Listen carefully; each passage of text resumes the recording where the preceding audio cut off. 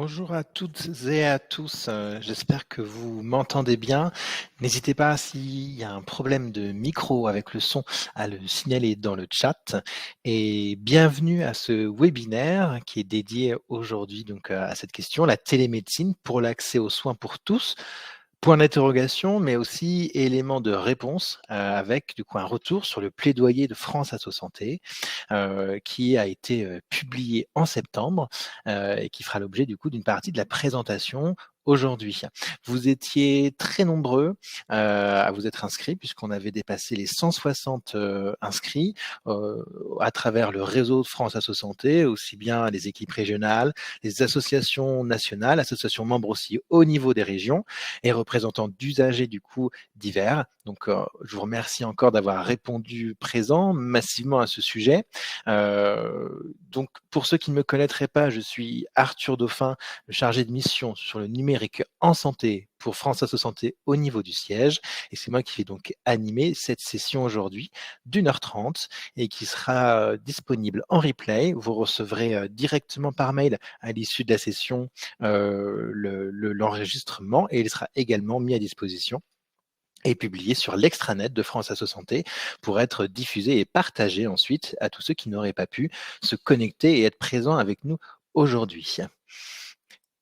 Le temps que tout le monde se connecte tranquillement, quelques petits rappels sur l'utilisation de la plateforme Livestorm sur laquelle du coup nous réalisons le webinaire aujourd'hui. Alors, on vous conseille dans l'idéal d'utiliser Google Chrome si vous avez des problèmes, notamment par rapport à l'audio ou à la vidéo. Utilisez une connexion Ethernet par câble si vous le pouvez bien entendu, c'est toujours aussi plus sécurisé.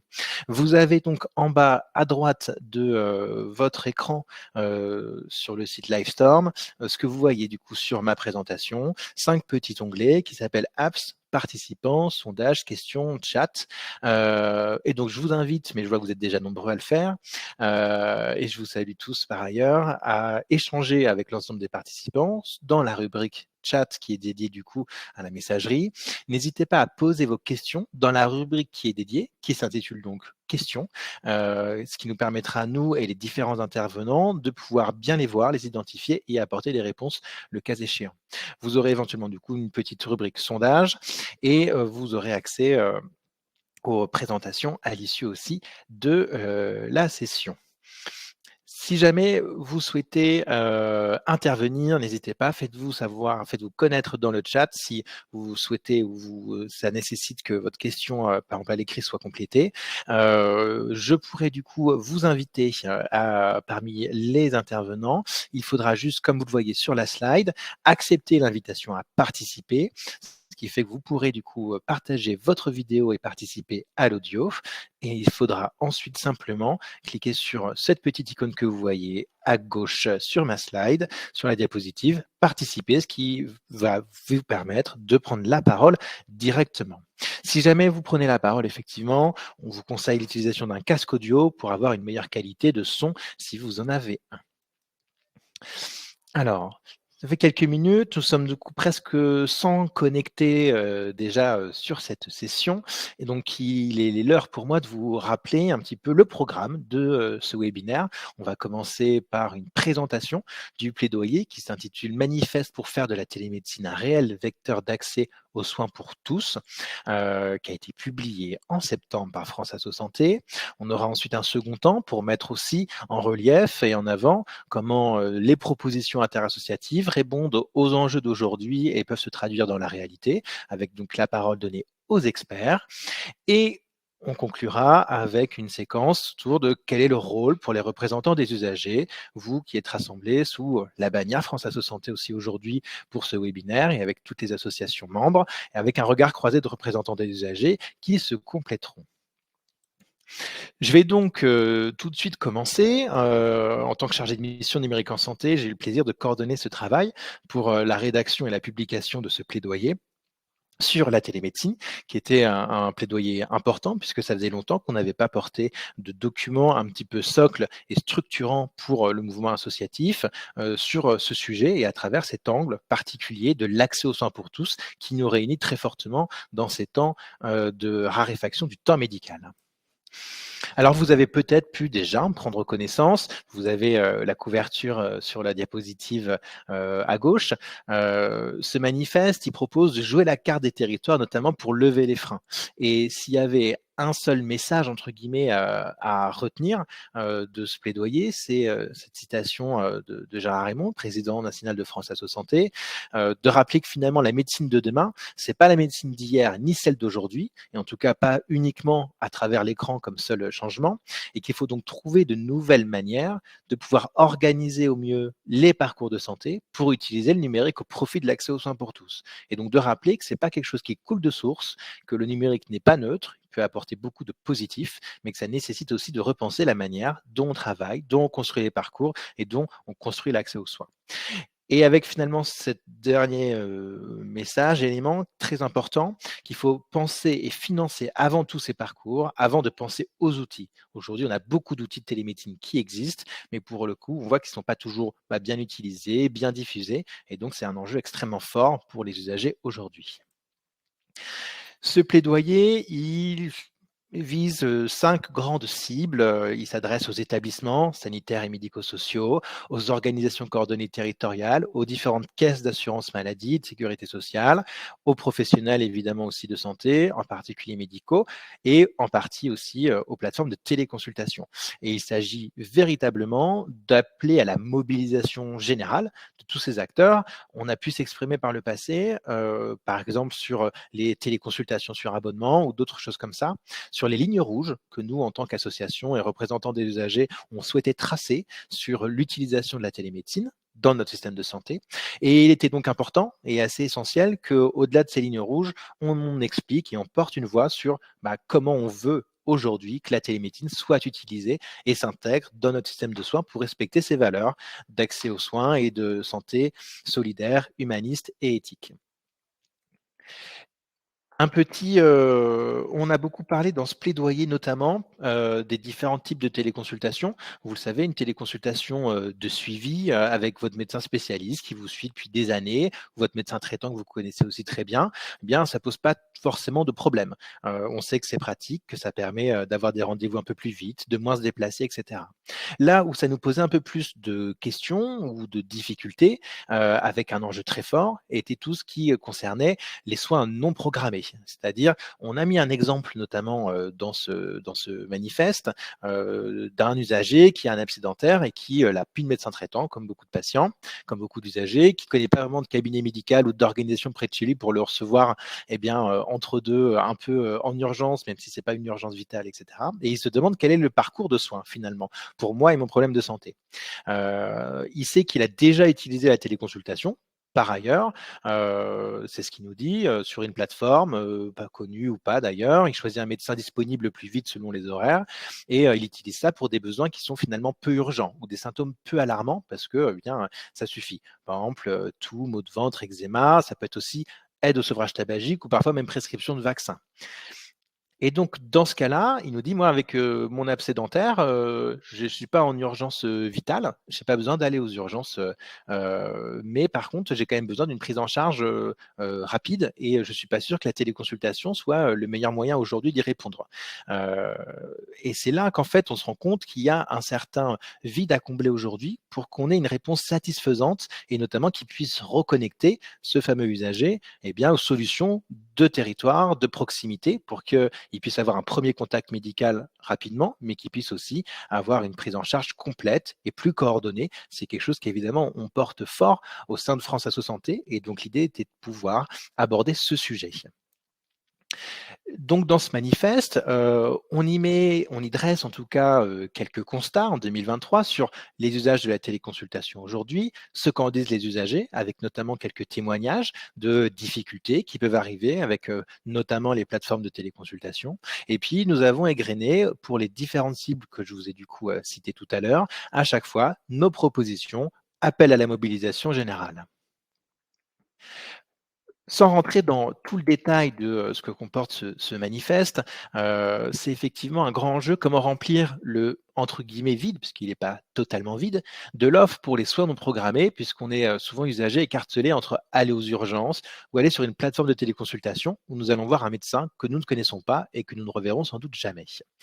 Donc on a beaucoup insisté sur 3 éléments que je vous ai résumés sur cette diapositive. La question de développer une offre planifiée de télémédecine pour pouvoir répondre aux besoins de santé du territoire, et donc c'est pour ça qu'on incite aussi, beaucoup dans les propositions à ce qu'il y ait de la concertation. Par exemple, quand on met en place des cabines de téléconsultation, que ça ne se fasse pas, eh bien, dans les supermarchés comme on a pu, entendre dans certains cas, mais que ça puisse se faire en accord et construit avec les professionnels de santé du territoire, avec les usagers aussi, puisque nous avons notre part, à jouer par rapport à ça, et donc une question de planification qui est assez importante.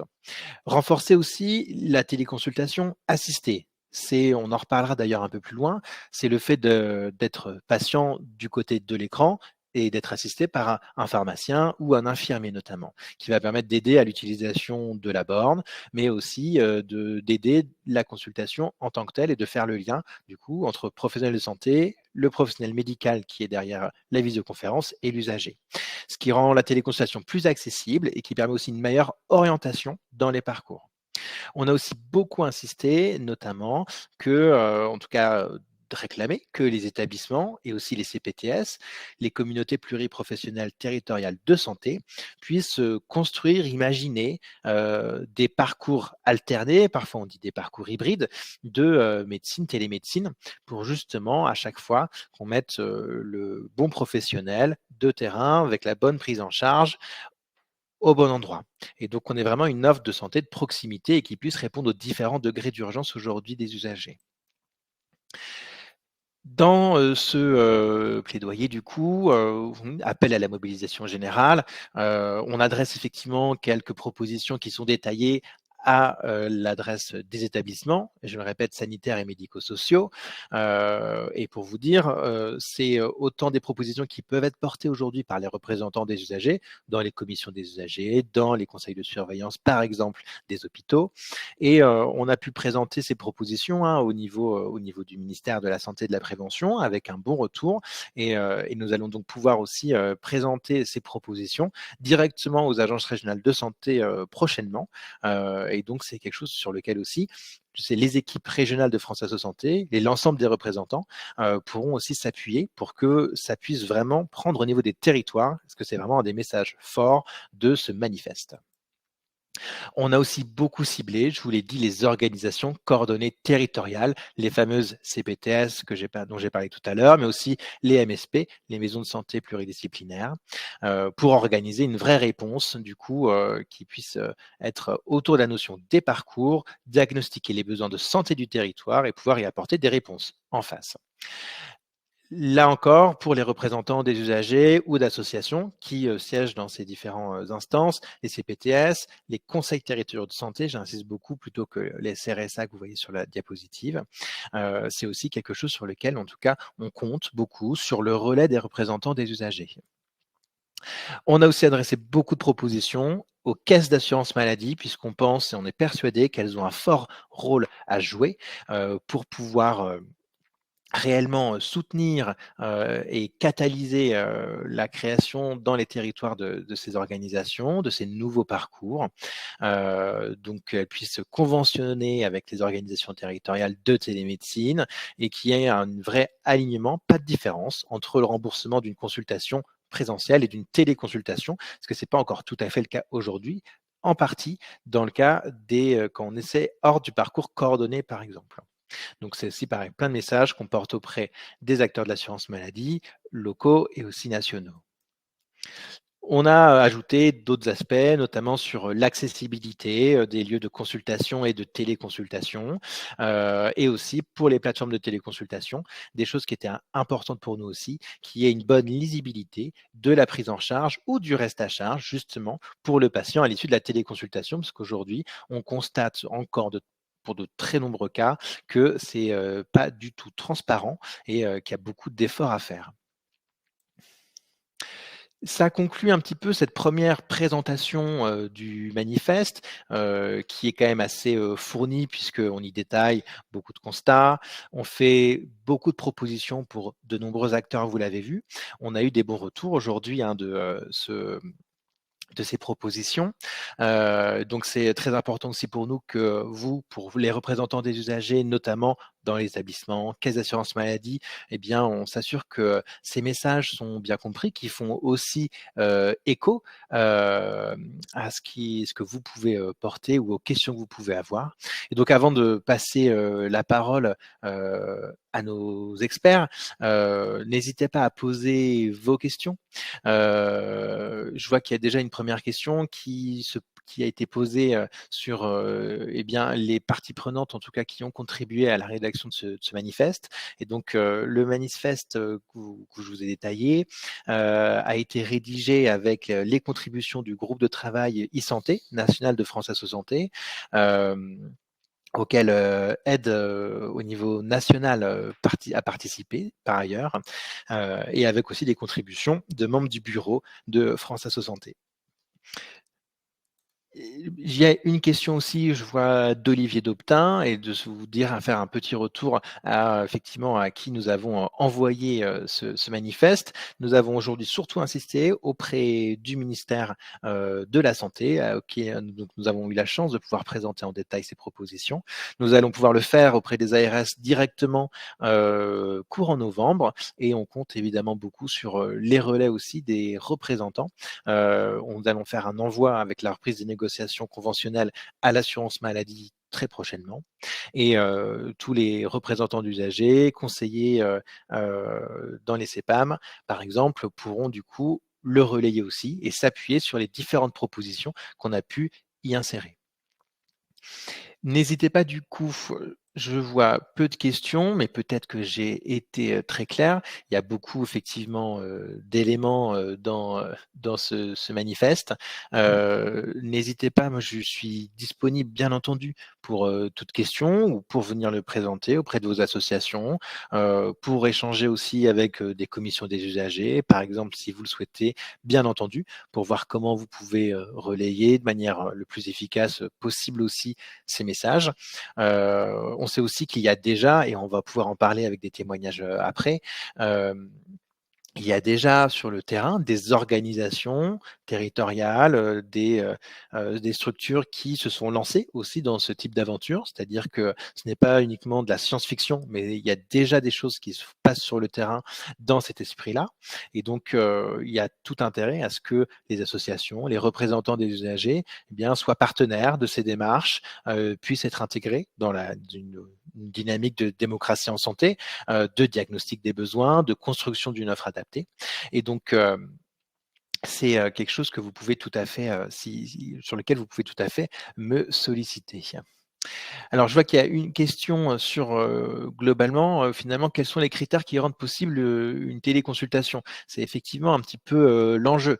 C'est-à-dire que pour des problèmes qui sont peu urgents et un petit peu bénins et qui ne nécessitent pas d'examen clinique, de palpation, etc., d'auscultation a priori, même si c'est pas toujours facile, simple d'en avoir le cœur net quand on est patient usager, eh bien, c'est pas toujours évident de se repérer et de savoir justement ce qu'on peut solliciter. C'est pour ça qu'on a voulu vraiment insister sur cette notion de téléconsultation assistée, puisque quand on est en physique avec un professionnel de santé du territoire, son pharmacien, l'infirmier dans le cabinet d'à côté, etc., eh bien, on est avec un professionnel qui est là, qui va nous permettre de nous orienter et peut-être tout de suite de nous dire d'ailleurs si la téléconsultation est adaptée, est appropriée à notre situation médicale ou pas. Et donc ça, c'est quelque chose de particulièrement important pour que le recours à la téléconsultation, il soit le plus approprié possible et qu'effectivement, il n'y ait pas à la fois de frustration parce que la téléconsultation n'apporte pas la bonne réponse et qu'on se fait envoyer bouler par le médecin en disant de toute façon, vous devez aller aux urgences ou vous devez faire autre chose parce que c'est ce qui arrive aussi parfois. Et de nous, effectivement, d'avoir un recours correct à la téléconsultation. En sachant qu'il y a un certain nombre maintenant un petit peu d'enquêtes qui ont montré que le recours à la téléconsultation permettait d'éviter quand même un certain nombre de passages aux urgences pas forcément approprié justement. Donc c'est quelque chose qu'on entend régulièrement, de dire: «Attention, les usagers, vous encombrez les urgences», et donc c'est important de voir justement à quel point la téléconsultation peut, dans une certaine mesure évidemment, alléger, cet encombrement des urgences, mais là encore, sans, fermer la porte à une prise en charge, on va dire classique, à une auscultation quand il y a besoin et cetera.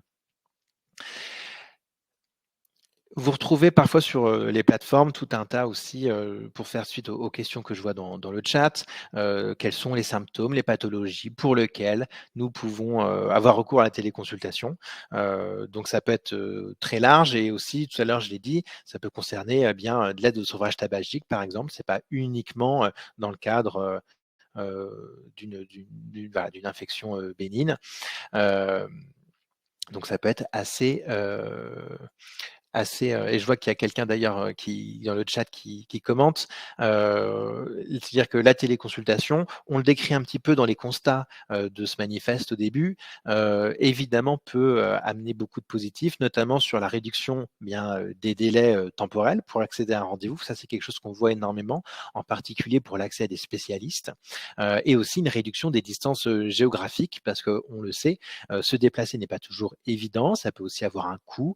Quand on a déjà une pathologie parfois complexe, eh bien, on y réfléchit à 2 fois avant de se déplacer.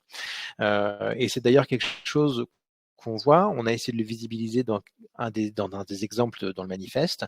On voit de plus en plus d'organisations de parcours dans les EHPAD, par exemple, avec les personnes âgées, pour éviter justement, que, quand on se retrouve, la nuit, le week-end ou même parfois en journée et qu'on n'a pas de professionnel médical, de médecin à disposition, on voyait souvent que les résidents étaient envoyés d'office, aux urgences hospitalières les plus proches, ce qui encombrait du coup, ce qui engendrait, des déplacements, parfois très coûteux, non pas en termes financiers, mais en termes sanitaires parce que, c'est parfois, ça génère parfois du coup une dégradation, de l'état, médical ou général de ces résidents, et donc, parfois c'était, beaucoup plus de mal que de bien, et on a pu voir que, quand des EHPAD mettaient en place avec des établissements, par exemple, ce type d'organisation, ça permettait, d'avoir un premier contact, un premier triage, et d'organiser directement aussi la prise en charge adéquate. Et bien, effectivement, une prise en charge aux urgences si nécessaire, ou bien de programmer au passage, mardi prochain, du médecin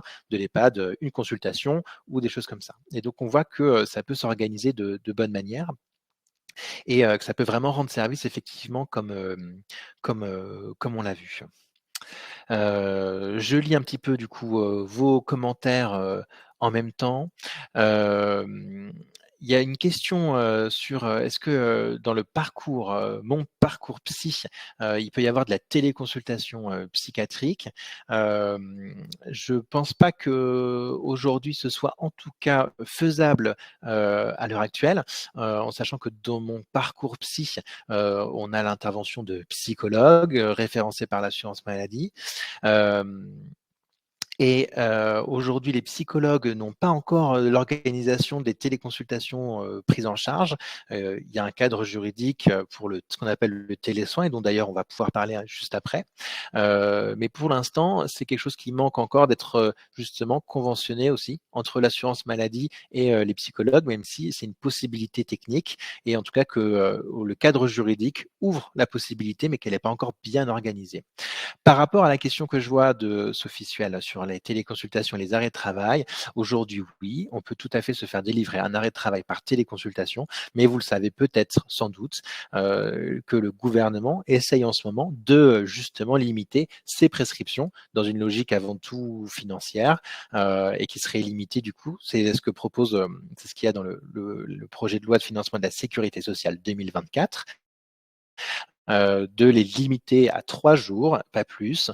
Et c'est une proposition en tout cas contre laquelle France Assos Santé pour l'instant, s'est opposée, puisque c'était une restriction pour nous disproportionnée de la liberté de prescription et de l'accès aussi, aux professionnels médicaux dans la question des arrêts de travail. Je laisserai, je crois que Férouz Aziza, est, connectée, et qu'elle pourra donc avec, grand plaisir compléter, la réponse, dans le chat, heu, pour, par rapport à ce sujet spécifique.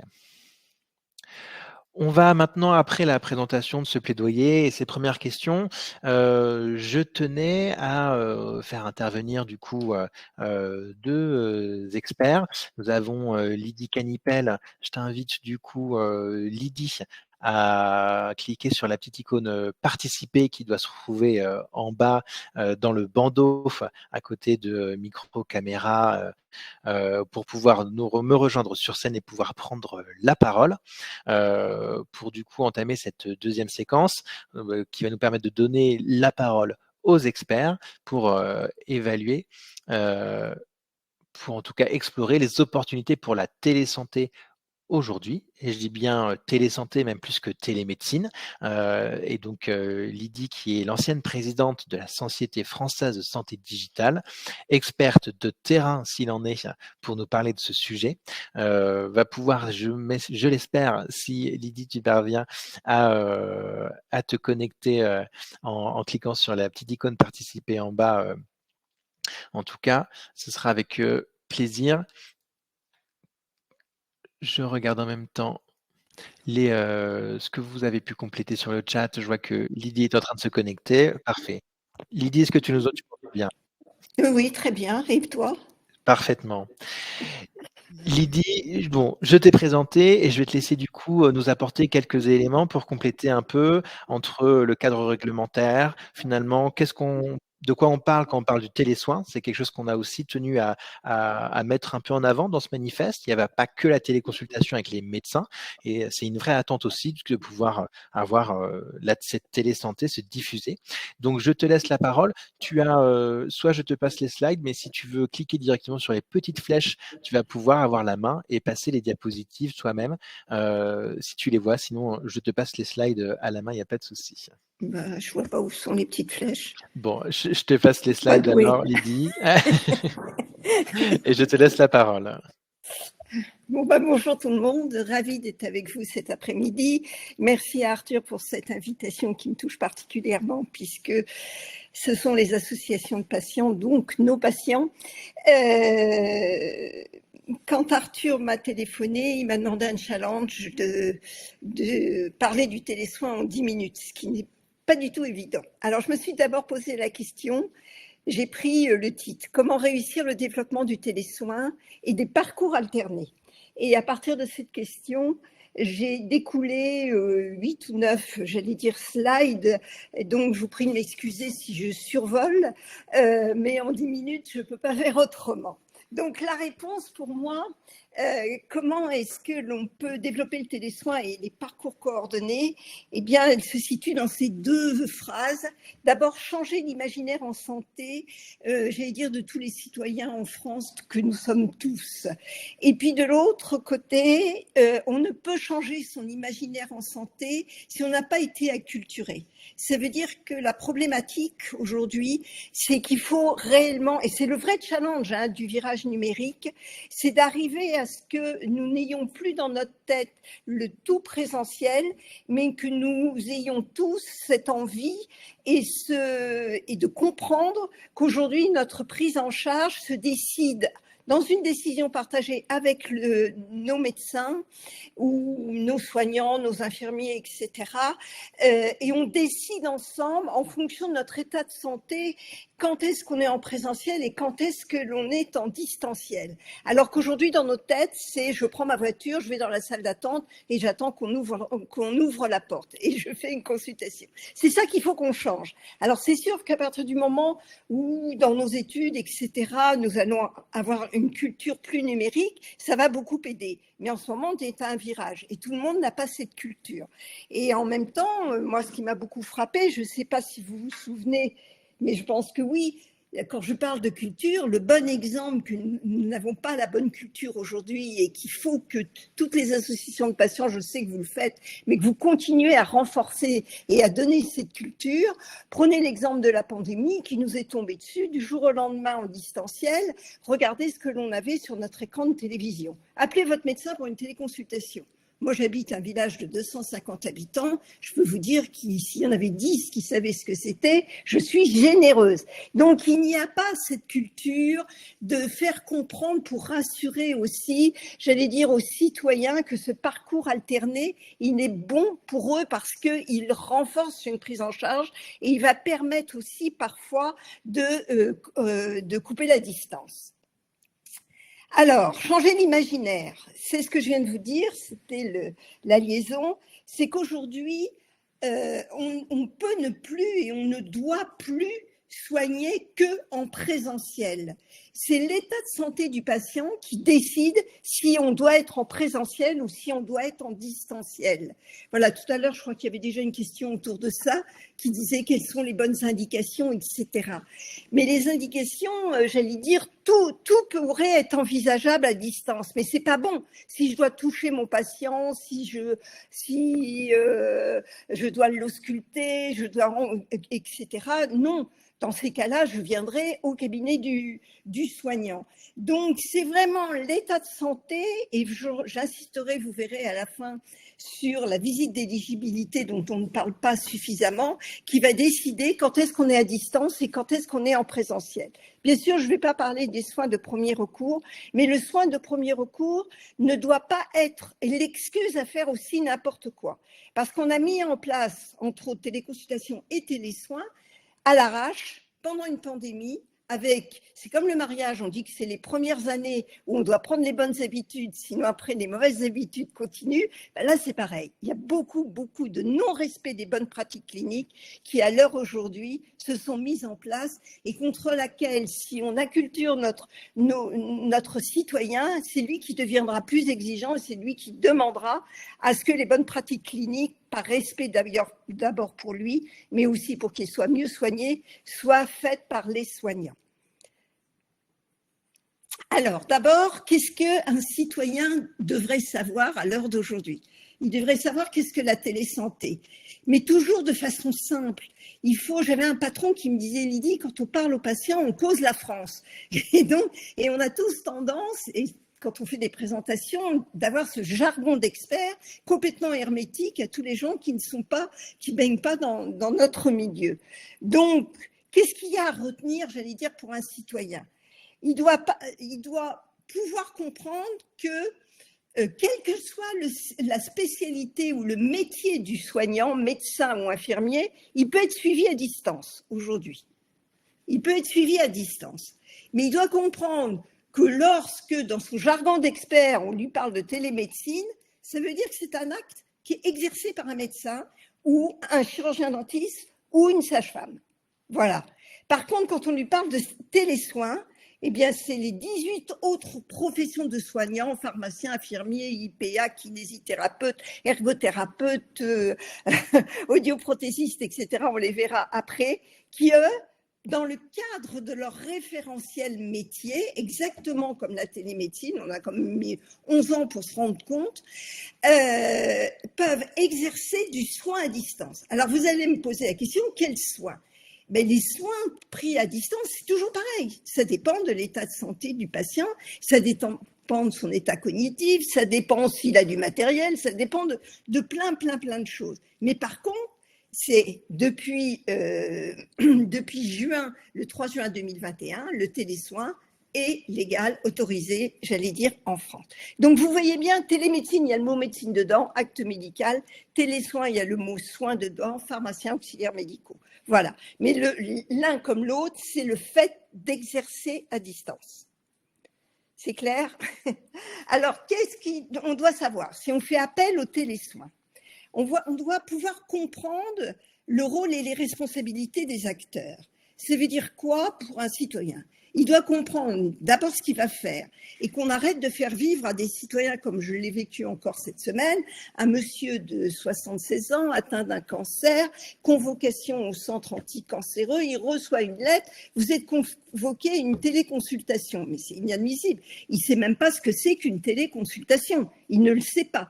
Donc, s'il avait cette culture, déjà, ça l'aiderait à mieux comprendre et à comprendre ce qu'il a à faire. Et quand on gère quelque chose, qu'on maîtrise une information, eh bien, vous le savez tous, on est tous pareils en tant qu'humains, ça nous sécurise. Donc, comprendre quoi quand on est dans le télésoin? Comprendre qu'il y a 18 professions que vous avez à droite, audioprothésiste, diététicien, vous voyez, je vous laisse les lire. Tous ces soignants peuvent exercer dans le cadre de leur référentiel métier à distance. Alors après, les avenants pour les libéraux sont venus cadrer, etc. Mais le décret du 3 juin ouvert à tous les patients pour 18 professions. La deuxième chose qu'il a à savoir, c'est que son infirmière ou son kiné ou son audioprothésiste va être à distance de lui, que lui reste à son domicile. Il est à son domicile et il est à distance. Vous voyez déjà la différence avec la téléconsultation assistée, où c'est le soignant qui est à côté du patient chez lui ou dans une pharmacie. Là, non. Le patient est à distance du soignant puisque le soignant exerce dans le cadre de son référentiel métier. J'espère que je suis claire parce qu'on mélange souvent avec téléconsultation assistée. Ce n'est pas du télésoin. Et le tout se fait par visioconférence. Ça veut dire quoi?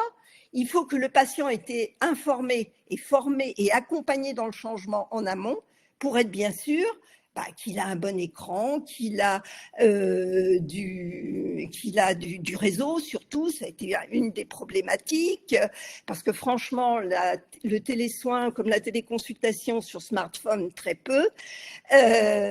Donc, il y a les conditions que le lieu soit un lieu confidentiel, que ce ne soit pas le jour où la femme de ménage passe à côté, etc., etc.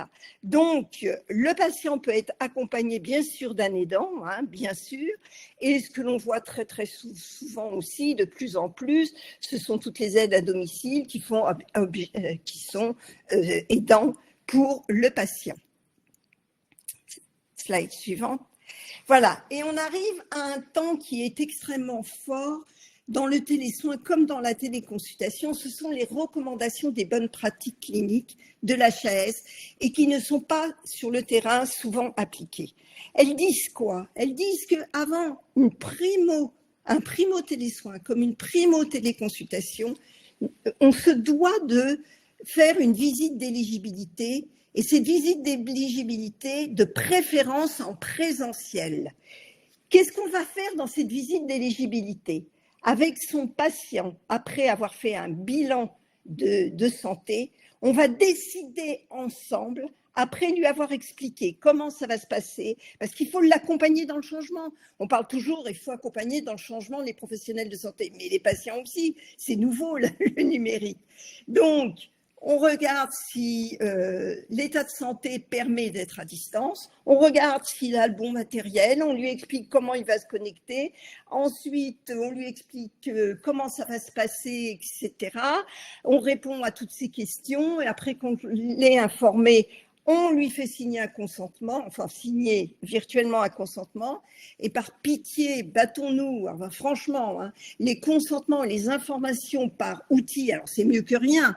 Mais franchement, c'est un moment précieux, cette visite d'éligibilité, où on accompagne dans le changement, où on rassure et où on fait en sorte que la suite des soins se passera beaucoup mieux parce qu'un patient bien préparé, c'est un patient qui inévitablement sera beaucoup plus ouvert pendant mon soin et qui inévitablement déjà se sera entendu écouter, ce qui est déjà énorme. Voilà.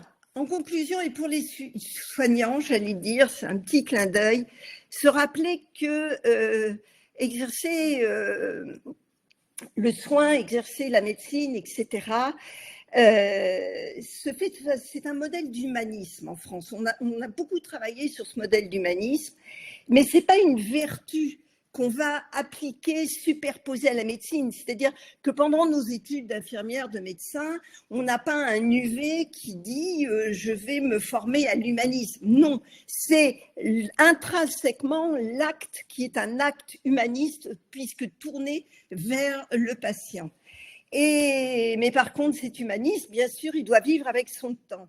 Et dans un contexte de haute technologie, mais ce n'est pas une raison parce qu'on est à distance que les nouvelles technologies, je vous donnais l'exemple de l'information consentement dans l'outil et non pas fait par un professionnel de santé, non, les technologies ne doivent pas s'opposer à la clinique ni l'en dispenser. Merci. Merci beaucoup, J'ai Lydie. mis combien de temps? C'est très bien, c'est parfait, Lydie. Bon. Merci beaucoup. Je pense que nos 110 connectés ont bien apprécié, même si on voit que effectivement cette notion de télésoin, elle n'est pas évidente aujourd'hui, elle n'est pas si simple, on va dire, à appréhender, parce qu'on voit bien quand nous on sollicite une consultation avec un médecin, et ben c'est nous souvent qui initions le mouvement, et qu'aujourd'hui on voit peut-être pas bien comment dans le télésoin c'est le patient qui peut initier. Alors c'est un peu pour ça aussi que dans notre manifeste, on avait insisté sur le fait que ce soit les organisations et les établissements qui puissent aussi être force pour proposer des parcours justement alternés et pas que ce soit uniquement aux patients de venir aller chercher des modalités du coup distancielles. Je ne sais pas si tu as une remarque par rapport à ça, Lydie, déjà. Oui, alors attention, ne mélangeons pas organiser, mettre en place c'est un service et décider de façon partagée avec son patient. C'est deux choses complètement différentes. Que les CPTS, tout le monde, aujourd'hui, oui, il faut se mobiliser, oui, il faut mettre en place des parcours, des structures, des offres de services. Moi, j'appelle ça des offres de services, mais n'empêche que la décision d'être à distance comme la décision d'être en présentiel, le professionnel de santé, bien sûr, va proposer, mais c'est le patient avec lui qui vont disposer. On ne peut pas imposer. D'ailleurs, dès le départ, le décret disait bien qu'à tout moment d'un télésoin ou d'une téléconsultation, le patient peut arrêter comme le professionnel de santé. Si on est mal à l'aise, on peut s'arrêter. Et peut-être ce qui pour répondre en tout cas aux ces réflexions aussi, c'est qu'aujourd'hui le télésoin est peu pratiqué. C'est quelque chose de pas encore très diffusé et qu'effectivement on manque encore de propositions souvent sur le terrain. Et peut-être dans les exemples, j'ai vu qu'il y avait une question. Je pense que ça peut être intéressant de donner quelques exemples sur le télésoin.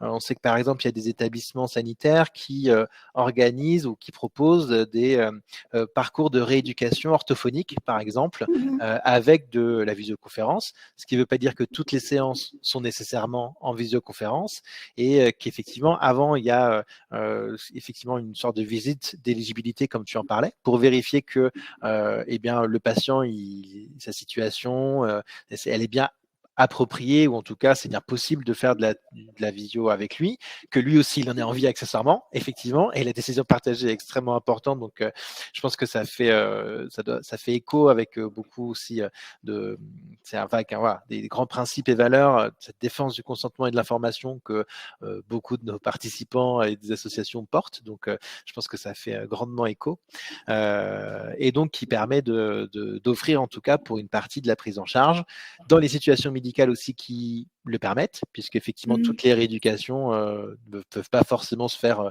en visioconférence, mais on voit que effectivement c'est un champ des possibles qui s'ouvre et en tout cas qu'on espère va continuer de s'ouvrir de plus en plus pour que plus possible de patients puissent bénéficier de télésoins qui soient du coup bien organisés, bien appropriés, partagés. Très important. Je pense que le message est bien passé, Lydie. Tu as les réseaux CEP qui ont mis en place pendant la dictologie. Il y a même un référentiel qu'on a écrit dans un groupe de travail avec la DGOS pour la dictologie. On était en train de parler, en train d'en rédiger un aussi pour la prévention sida, etc., pour les CIDIF. Donc non, il y a quand même du télésoin qui se développe. Et puis, c'est comme Monsieur Jourdain, il y a du télésoin qui existe et que l'on ne met pas le bon mot dessus. Le grand exemple, c'est la télésurveillance des pathologies chroniques, l'intervention des infirmiers autour de tout ce qui est éducation thérapeutique à distance, c'est du télésoin. En fait, c'est du télésoin. Ça a été une grande discussion avec la DGOS en disant mais pourquoi est-ce qu'on l'appelle autrement quoi? C'est du télésoin et tout infirmier faisant de l'éducation thérapeutique à distance dans le cadre d'un suivi de pathologie chronique doit pouvoir facturer un télésoin. Merci beaucoup en tout cas Lydie pour tout ça. Je te laisse rester un petit peu avec nous. Le temps, je vais appeler Thibaut Harang pour notre deuxième du coup parole d'expert.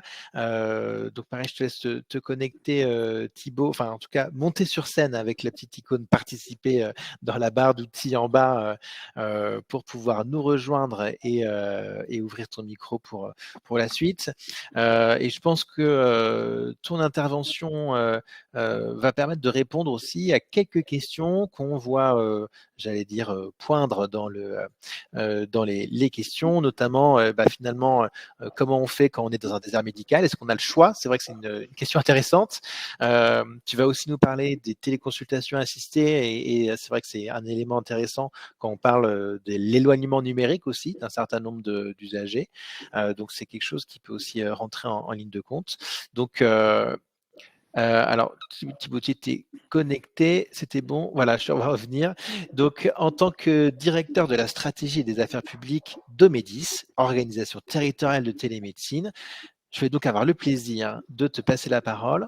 Tu as, si tu les vois en passant sur les slides, des petites flèches sur le côté pour passer les slides si Ouais, tu veux. Parfait. c'est bon. Parfait. Et bien du coup, Thibaut, je te laisse la parole pour du coup continuer du coup ces paroles d'expert. Vraiment un immense merci Arthur pour cette invitation. Je vais commencer un petit peu comme Madame Canipel. Je vais commencer par les remerciements et vous remercier tous. Remercier toi évidemment Arthur et vous remercier tous pour cette présence parce que c'est très très important. Vous le verrez après dans le modèle qu'on développe, c'est très important d'avoir à nos côtés les usagers, mais plus que de les avoir à nos côtés, c'est d'avoir leur retour, de faire évoluer les organisations en fonction de leurs besoins parce que c'est vraiment ce qui nous guide. Et puis merci aussi Madame Canipel pour votre intervention de très belle facture, mais surtout pour la fin. Vraiment, j'insiste dessus, je prends 30 secondes, mais c'est important. Nous aussi, on nous regarde avec des gros yeux quand on parle d'humanisme et quand on parle de lien social et humain en télémédecine, en nous disant, mais n'importe quoi, télémédecine, c'est de la distance, on casse le lien humain. Eh ben, rien n'oblige aujourd'hui les acteurs de la télémédecine à casser ce lien social et humain, et au contraire, il n'y a que comme cela que la télémédecine peut fonctionner, que les télésoins peuvent fonctionner, c'est en conservant ce tissu social, ce tissu humain qui fait justement la légitimité des offres de soins du territoire. Et c'était super important de le rappeler, j'ai trouvé toute votre slide très bien, mais votre slide finale est vraiment très très très importante. Du coup, donc moi je ne sais pas si je suis un expert, merci en tout cas pour ce titre-là Arthur, en tout cas je ne suis que directeur de la stratégie chez Omedis. Et ce qu'on fait, nous, chez Omedis, alors on existe depuis 2018, on a mis, alors je vais, comme Lydie, essayer de vous le résumer en 10 minutes, un modèle qu'on a essayé de mettre 1 an et demi à monter. Donc je vais essayer de faire ça, même si on y aura des questions après. Nous, ce qu'on fait, c'est qu'on a monté ce qu'on appelle les organisations territoriales de télémédecine. C'est pas un slogan commercial, c'est pas un joli petit titre qu'on veut pouvoir mettre un peu partout sur nos communications. C'est un vrai label, exactement comme vous pouvez le connaître dans les CPTS. C'est un label qui est décerné par des acteurs validants, que sont l'assurance maladie et les conseils de l'ordre, qui nous permettent de développer la télémédecine dans des lieux désertés pour les patients sans médecin traitant ou ayant un accès difficile à leur médecin traitant. Voilà, la cible, c'est celle-là. C'est pas le grand public, c'est pas ceux qui veulent avoir une consultation en marge de leur médecin traitant pour des raisons qui leur appartiennent. Nous, c'est vraiment l'accès aux soins dans les zones les plus sous-denses. Donc, Omedis, c'est quoi? C'est important de le rappeler, c'est deux entités. C'est une entité qui va être l'entité un petit peu enveloppe, c'est-à-dire Omedis, qui va déployer le concept dans les territoires à chaque fois qu'on est interpellé par un élu, par une campagne, par un département. Omedis est la boîte qui est la société qui permet de développer dans les territoires le modèle. Mais le modèle, il repose sur le cœur du réacteur, c'est Télémédical Solutions, qui est en fait un cabinet médical libéral au sein duquel exercent des médecins. Je vais vous le développer un petit peu, parce que c'est un modèle assez complexe. Je vous ai pris l'exemple spécifiquement pour bien comprendre du Grand Est. Non pas que j'aime particulièrement le Grand Est, habitant en Narbonne, vous comprendrez que je suis quand même assez éloigné, mais c'est la région dans laquelle on évolue le plus. C'est le premier cabinet a été ouvert du côté de Troyes, un deuxième s'est ouvert du côté de la Meuse à Souilly. On développe un peu partout, on verra après maintenant, mais c'est vraiment notre région d'origine, c'est la région dans laquelle le modèle est né et notre légitimité est née. En gros, comment ça marche? Vous l'avez vu, j'ai fait exprès de prendre une région parce que vraiment, notre modèle maximum de chez Maximum, c'est la région. Au sein de la région, on va monter ce qu'on appelle des cabinets médicaux libéraux qui sont orientés vers la télémédecine. En gros, ça veut dire quoi? C'est ça.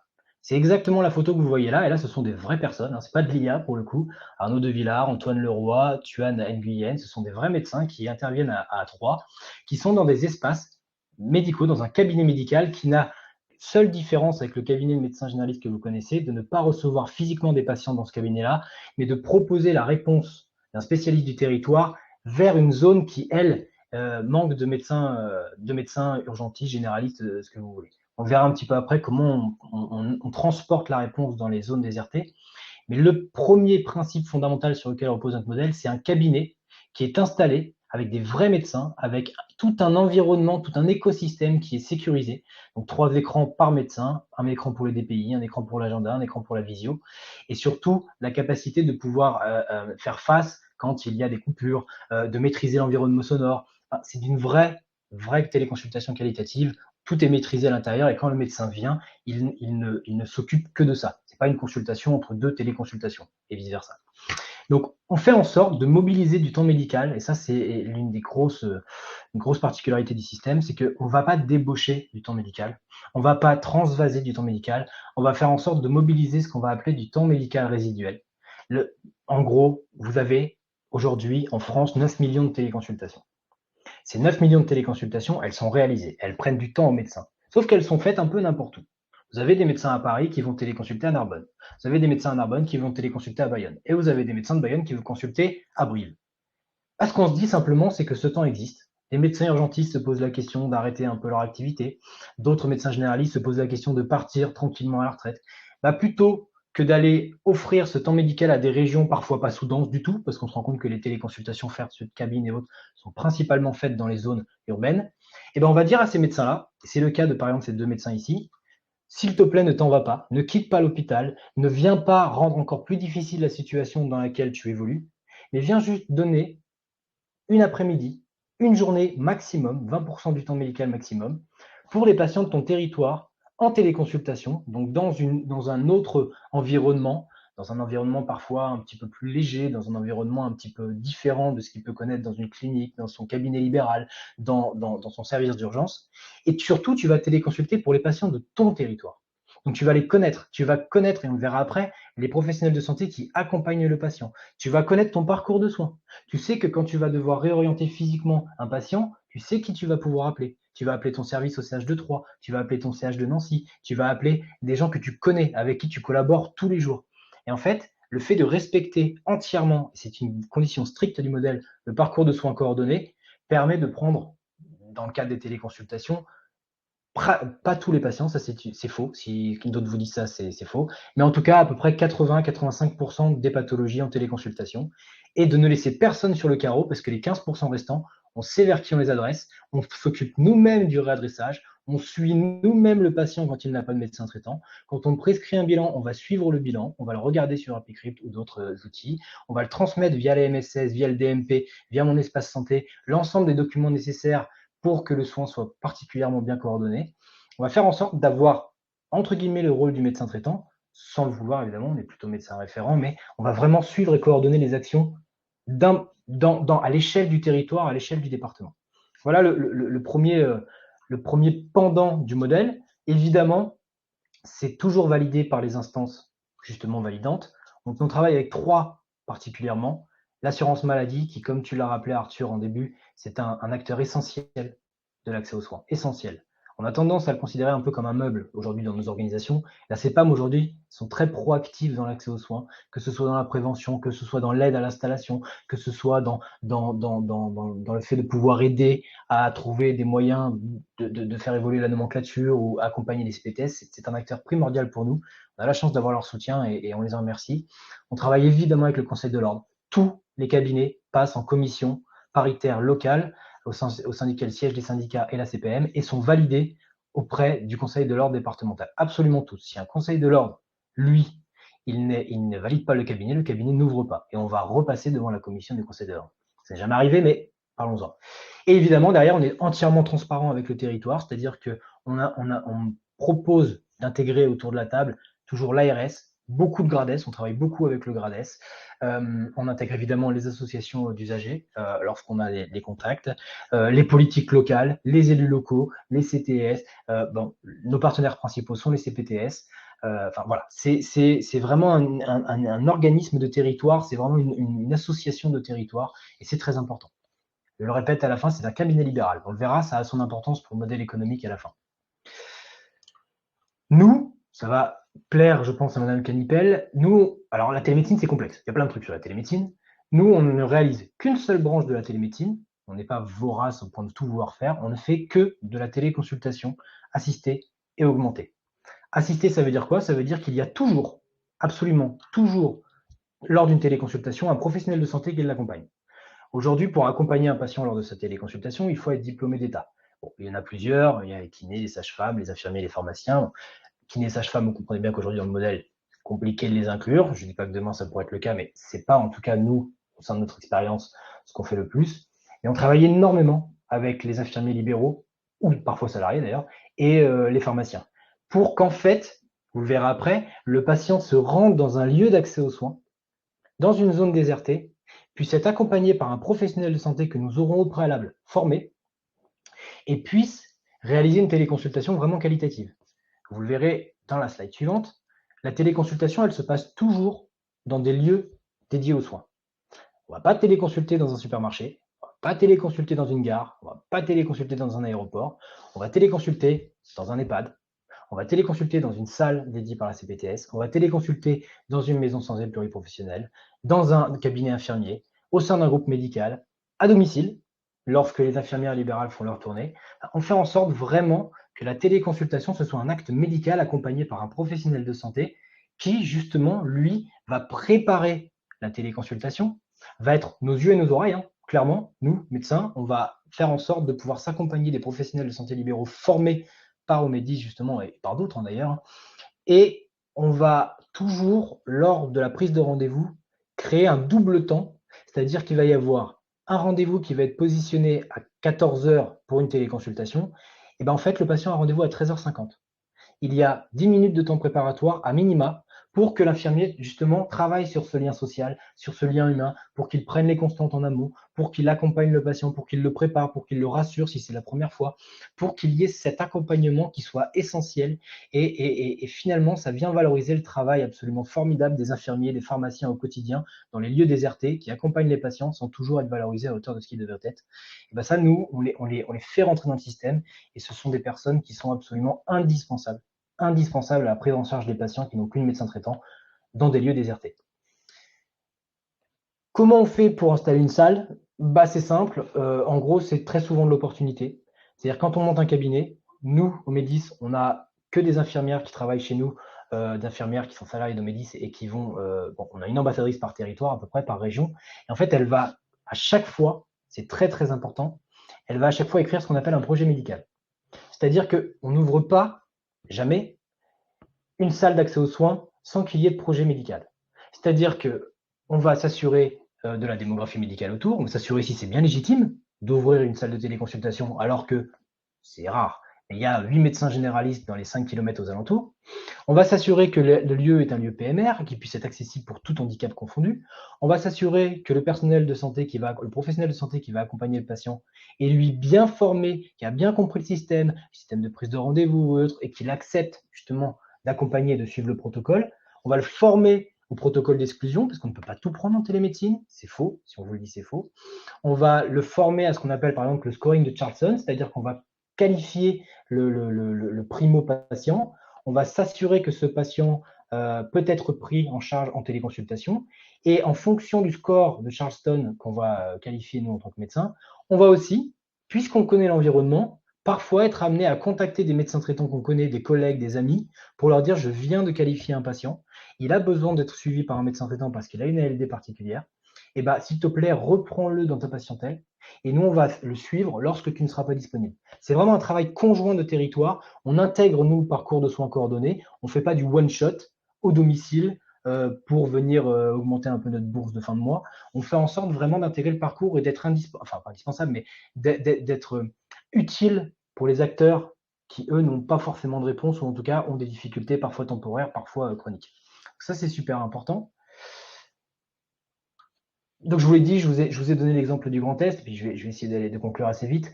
On a la chance désormais de pouvoir avoir montré que ça marchait, que c'est un modèle équilibré, vous le verrez juste après. On réalise au sein du Grand Est maintenant dans un cabinet environ 30 000 téléconsultations annuelles. Donc, vous voyez, c'est loin, loin, loin des millions de téléconsultations qu'annoncent certaines plateformes, tout simplement parce qu'il n'y a pas beaucoup plus de besoins que ça. C'est-à-dire que nous, les 30 000 à 40 000 téléconsultations qu'on fait dans un territoire, on les fait pour des patients sans médecin traitant. On les fait et on les réoriente. Donc, on arrive à peu près proposer jusqu'à 50% de répondre à 50% des demandes. On va évoluer, on va recruter de plus en plus de médecins, mais on y arrive et c'est déjà pas mal. Et c'est un modèle qui s'autosuffit. Donc, c'est intéressant. Et du coup, ce modèle a fait des petits. On a la chance désormais de pouvoir travailler avec Dr Noisé au CH de Nancy pour ouvrir un cabinet. On va ouvrir très prochainement un cabinet du côté de Bourges. Je viens d'avoir la validation ce matin du côté de Toulouse. On a ouvert dernièrement, la semaine dernière, pour être précis, le cabinet de Caen. On a ouvert hier, toute première téléconsultation, pour être précis, 10 téléconsultations à Carcassonne. Et puis, ça fait ses petits du côté de la Vendée, du côté. Et on a un cabinet à Sarthe, dans la Sarthe aussi, au Mans, pardon. Et ça fait ses petits du côté du Tarn et du côté d'autres territoires. Une minute sur le modèle économique, parce que c'est super important, et ça fait écho parfois à ce que vous avez pu entendre et aux articles qui paraissent dans la presse. Non, faire de la télémédecine, c'est pas forcément disrupter le parcours de soins, c'est pas forcément faire payer le patient, c'est pas forcément sortir du cadre qui est bien régulé par la caisse d'assurance maladie et par ce qui a été mis en place. Nous, on a un modèle économique global qui repose sur la réglementation et sur le cadre conventionnel. C'est simple, le Conseil de l'ordre de l'assurance maladie a mis en place un cadre conventionnel, et bien on s'adapte. 20% de temps médical maximum, nos médecins ne font que 20% de le cadre maximum. On est libéraux, donc on va facturer nos actes à l'assurance maladie. Uniquement secteur 1 et aucun dépassement d'honoraires, évidemment, comme c'est le secteur 1. Et surtout, on fait à chaque fois qu'on le peut, c'est-à-dire 95% du temps, le tiers payant intégral. Il n'y a aucune raison pour que le patient qui est dans une zone où il n'a plus de médecin traitant, qui est en difficulté d'accès aux soins, doive en plus débourser, donner sa carte bleue, faire l'avance, et en plus parfois payer 4, 5, 6, 7 euros de forfait technique parce qu'il a accès à une borne ou une cabine. Nous, c'est la nomenclature, on est des médecins et on fait payer ce qui est prévu dans le cadre conventionnel. Notre projet est financé par la rétrocession, c'est-à-dire qu'on met à disposition tout ce qu'il faut pour le médecin libéral qui vient pour qu'il soit financé.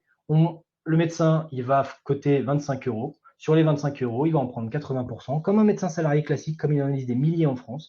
Et nous, on prend 20% pour payer toutes les charges du cabinet et développer le modèle autour de ça. L'assistant de télémédecine, c'est pareil, il faut le rémunérer. Dans le cadre de la nomenclature, l'assistant de télémédecine, lorsque c'est un infirmier libéral, il est rémunéré, d'ailleurs salarié aussi, mais il est rémunéré par la nomenclature. Ça va de 10 à 15 euros, 15 euros pour un domicile, 12 euros pour assister au sein de son cabinet. Il facture à chaque téléconsultation 12 euros à l'assurance maladie. Ça vient valoriser son travail, c'est même, à mon avis, un peu sous-payé, mais ça, c'est un autre sujet.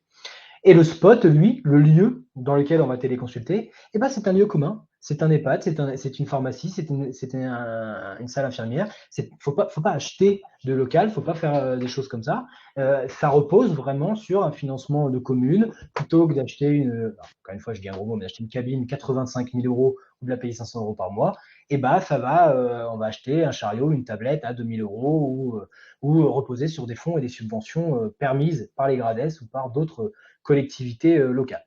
Voilà, donc le message final, c'était celui-là. La nomenclature existe. On peut penser que parfois, elle mériterait d'être un petit peu revue, mais en tout cas, elle permet de faire des choses très bien sans avoir à faire dépenser de l'argent en plus pour qu'un patient sans médecin traitant puisse accéder à un soin de qualité. Voilà. Merci beaucoup Thibaut pour cette présentation et merci pour la concision. Et je vais passer la parole à Jean-François Thébault parce que Jean-François, tu es attendu en haut lieu juste après ton intervention. Donc, on va prendre les questions juste après du coup ton intervention parce qu'il y en avait quelques-unes. Et donc, on va après ce regard d'expert, donc on va continuer à répondre aux questions et à vous solliciter Lydie et Thibaut. Je vais passer la parole à notre premier regard croisé de représentants des usagers et des associations. Jean-François Thébault, en tant que vice-président de la Fédération française des diabétiques. Finalement, vous travaillez beaucoup sur ces notions de télésanté, télémédecine, notamment dans les questions et autour des enjeux des parcours complexes. Et donc, c'était intéressant aussi de pouvoir avoir ce retour, on va dire, d'associatif, sur tout ce qu'on a pu entendre et ces notions-là, et de pouvoir compléter. Donc, Jean-François, je te laisse la parole. Tu me dis si tu as besoin que je passe les slides ou si tu peux le faire. Super. Merci beaucoup. Vous m'entendez? Oui. Retour? Parfait. Écoute, merci beaucoup Arthur de nous avoir donné la parole. Alors, je vais peut-être vous donner un point de vue, une perspective un petit peu différente, parce que comme tu l'as dit, on travaille beaucoup à la fédération sur la télémédecine, l'ensemble, et on s'aperçoit que c'est quelque chose de très complexe, comme vous le savez bien, et que nous, il ne nous semble pas possible de pouvoir séparer les différentes activités. Il faut les relier entre elles, entre le numérique, parce que tout ça, c'est pour nous l'irruption du numérique dans le système de soins. On base notre expérience sur pas mal d'études qu'on a fait, y compris sur le SNDS, pour arriver à comprendre comment ça se passe et comment les personnes le perçoivent. La première chose qui nous apparaît, c'est que pour faire une bonne médecine, il faut avoir un dossier médical, un dossier partagé. Et avec une première question qu'on s'est posée, qu'on se pose beaucoup, c'est est-ce que le dossier médical partagé DMP qu'on a dans mon espace santé, est-ce que ça va être un dossier médical ou pas utile pour le professionnel de santé? Notre réponse pour le moment est négative.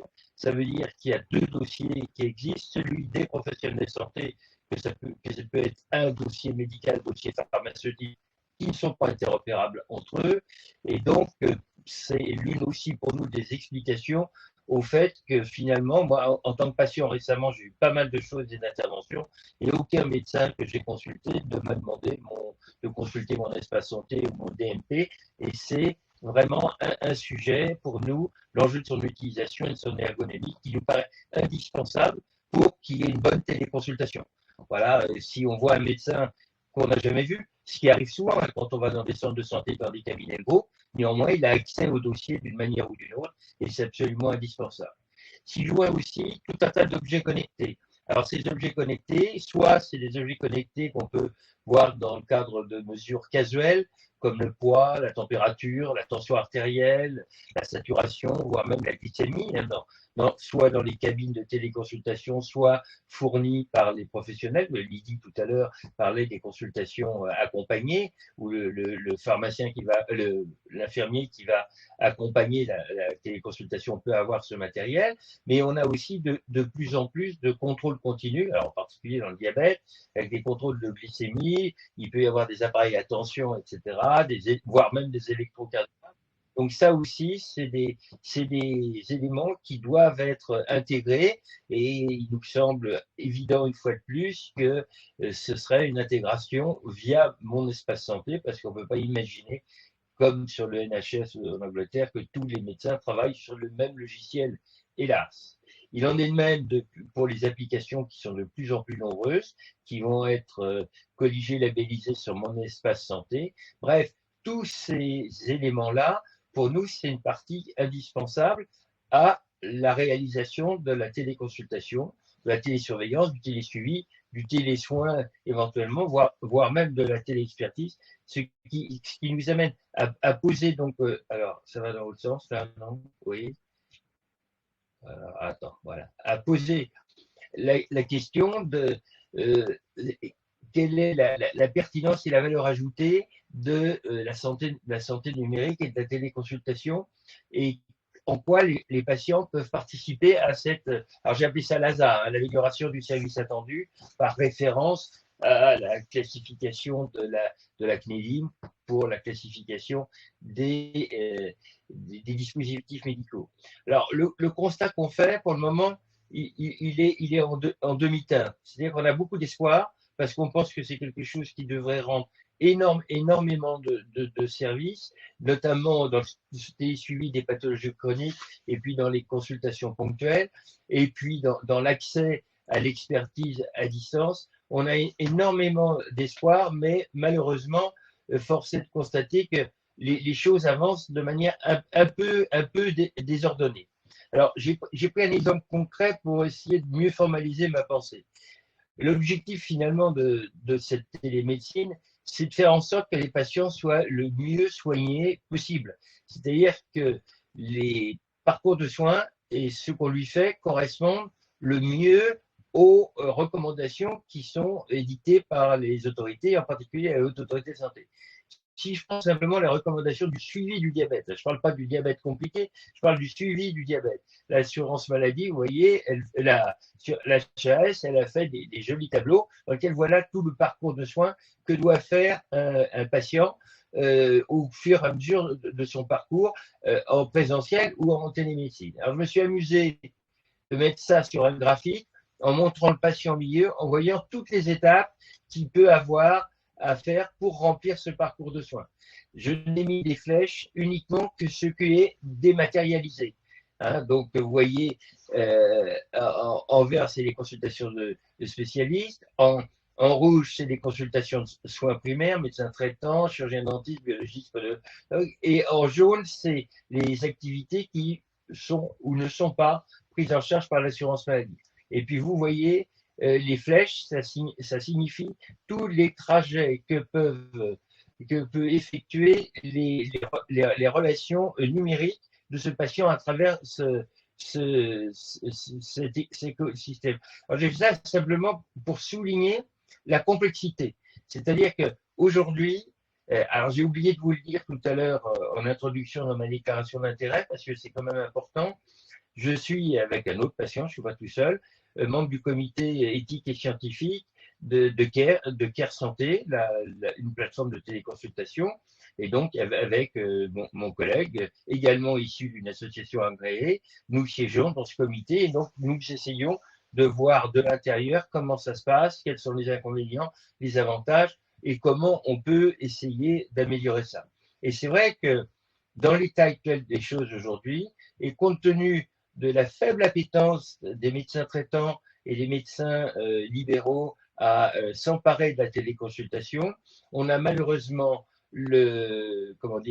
l'impression que la téléconsultation est quelque chose en plus dans le parcours de soins, peu utilisé dans le suivi des pathologies chroniques, sauf dans certaines pathologies, et je dois reconnaître que dans le diabète, on a une pathologie qui est privilégiée, je vous explique après pourquoi rapidement, et que c'est quelque chose qui est malheureusement souvent déconnecté de l'ensemble des parcours et qui peut aboutir à ce qui est reproché comme des